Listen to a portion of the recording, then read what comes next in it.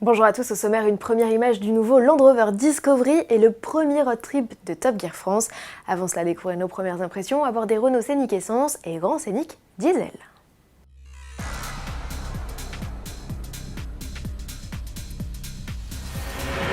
Look, tarif et maintenant essai, la 4e génération du Scénic n'a désormais plus de secret pour nous. Découvrez les impressions de nos essayeurs sur ce monospace Renault New Generation, chaussée d'office de route 20 pouces. Alors le confort en prend-il un coup? Verdict avec Stéphane Martin au volant du Scénic Court et son bloc essence de 130 chevaux, le plus puissant au catalogue.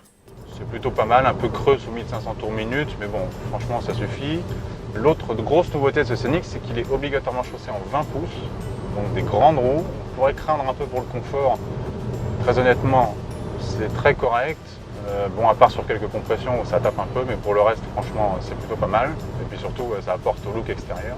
Précisons que la garde au sol a également été rehaussée pour renforcer le look SUV. Des attributs dont profite aussi le Grand Scénic proposé avec cette place en option.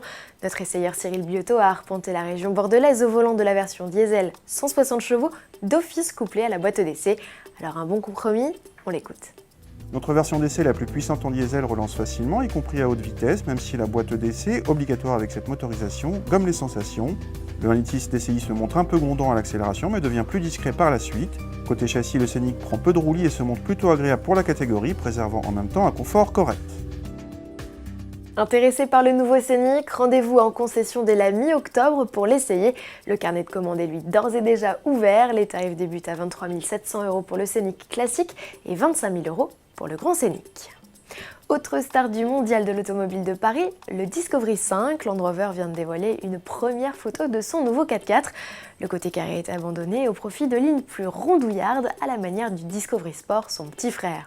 On remarque que les boucliers et la signature lumineuse sont directement empruntés au concept Discovery Vision dévoilé à New York en 2014. Changement de registre, parlons télévision pour finir. Top Gear France est de retour pour une 3e saison.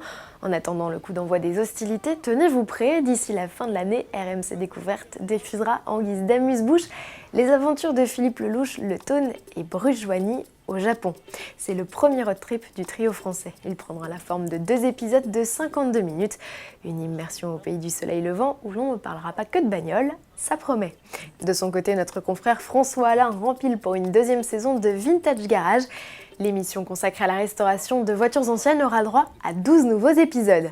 Quid de Wheelers Dealers France, l'autre émission dédiée à l'embellissement de vieux modèles. Les premiers épisodes 100% français ont bien été tournés au cours de l'été, mais aucune date de diffusion n'a été annoncée. Je vous donne rendez-vous dès demain avec une surprise française à la clé. À demain.